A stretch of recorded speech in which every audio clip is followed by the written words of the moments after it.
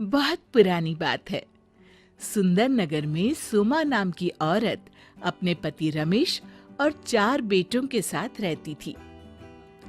सोचती हूँ बुढ़ापे से पहले ही चारों धाम कर लेती हूँ, फिर हाथ पैर साथ दें या ना दें। अरे भगवान, अकेले में क्या बड़बड़ा रही हो? मुझे भी तो बताओ। हाँ, क्यों नहीं। मैं सोच रही थी अगले महीने तीर्थ यात्रा पर चले तो कैसा रहे। वाह, ये तो बहुत अच्छा रहेगा। पर बेटे अकेले कैसे रहेंगे? देखिए जी, हमारे यहाँ ना रहने से ही वो अपनी जिम्मेदारी समझेंगे। हाँ, यही सही रहेगा। लेकिन क्या हुआ सोमा, तुम क्या सोच रही हो? मैं सोच रही हूँ अपने सोना चांदी और पैसों को कहाँ रखूं जिससे वो सुरक्षित रहें। ठीक है, तुम कुछ करो, तब तक मैं शहर से कुछ जरूरी सामान लाने जा रहा हूँ। रुको, मैं भी साथ चलती हूँ, मुझे भी कुछ काम है। और सोमा पूरा सोना चांदी और रुपया पैसा लेकर बाजार गई और उस सब के बदले सोने की 4 ईंटें बनवा लाई और भगवान के सिंहासन के चारों पायों के नीचे एक एक ईंट गड़ा दी। अगले दिन उन्होंने चारों बेटों को बुलाया और कहा, देखो, मैं और तुम्हारी माँ तीर्थ यात्रा पर जा रहे हैं। 2 महीने बाद लौटेंगे। तब तक तुम लोग घर का ध्यान रखना। और हाँ, ठाकुर जी की पूजा रोज करना। हाँ माँ, आप निश्चिंत होकर जाएं। घर की चिंता बिल्कुल मत करना। बिल्कुल, हम घर का ध्यान अच्छे से रखेंगे। ठाकुर जी की पूजा भी रोज करेंगे। बेटों ने पैर छुए और अब वो दोनों निश्चिंत होकर घर से चल पड़े। 2 महीने बाद जब वो तीर्थ यात्रा पूरी करके घर आए तो सोमा ने अपनी सोने की ईंटें खोजी, लेकिन वो तो वहां थी ही नहीं। हाय, मैं लुट गई। हाय, मैं बर्बाद हो गई। क्या करूं? रोना सुनकर रमेश अंदर आ गया। क्या हुआ? तुम रो क्यों रही हो? अरे, यहीं तो रखी थी। कहाँ गई मेरी ईंटें? किस नास पीटे ने चुरा ली? चारों बेटों को बुलाकर पूछा गया। उन्होंने साफ मना कर दिया। आखिर रमेश गांव के मुखिया के पास गया। मुखिया जी बहुत अनोखे तरीके से लेकिन हमेशा सही फैसला लेते।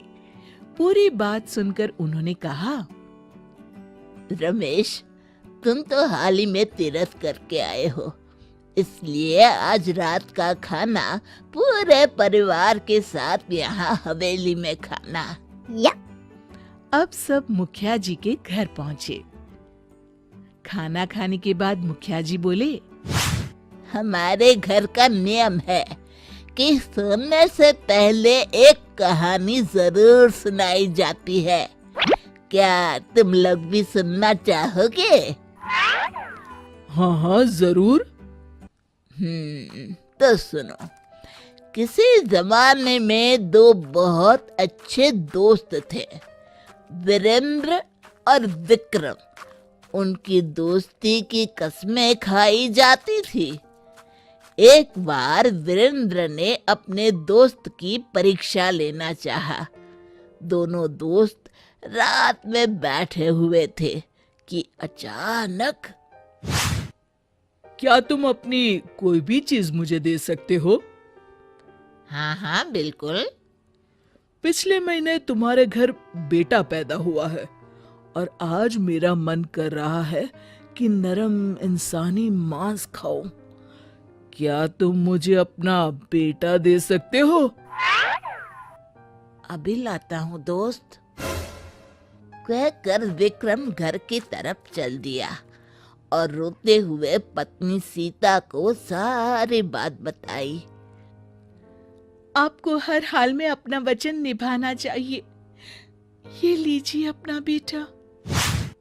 पर बेटे को हाथ में लेते ही उसके हाथ कांपने लगते हैं और वो उसे वापस पत्नी की गोद में डाल देता है। आप परेशान ना हो, मैं ही चली जाती हूँ।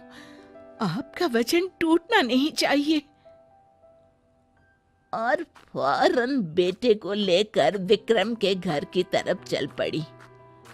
रास्ते में उसे 2 चोर मिले और उसे चाकू दिखाकर बोले, जो कुछ भी तुम्हारे पास है चुपचाप हमारे हवाले कर दो।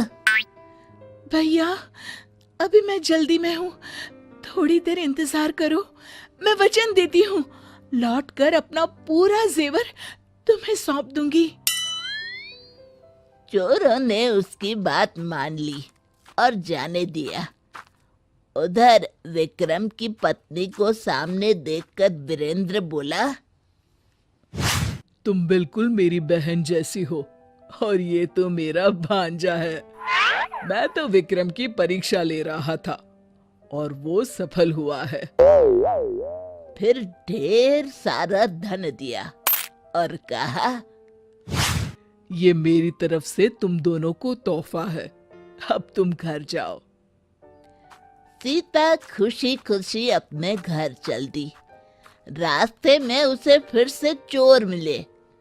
उन्हें देखकर सीता ने कहा, भैया, आप मेरे सारे जेवर ले लो, मैं अपना वचन नहीं तोड़ूंगी। चोरों ने उनकी ईमानदारी देखते हुए कहा, नहीं बहन, तुम जाओ, एक घर तो भूत प्रेत भी छोड़ते हैं, तुमने तो हमें भैया कहा है। इस तरह वो अपने घर आ गई। सबने कहा, बहुत अच्छी कहानी, बहुत अच्छी कहानी।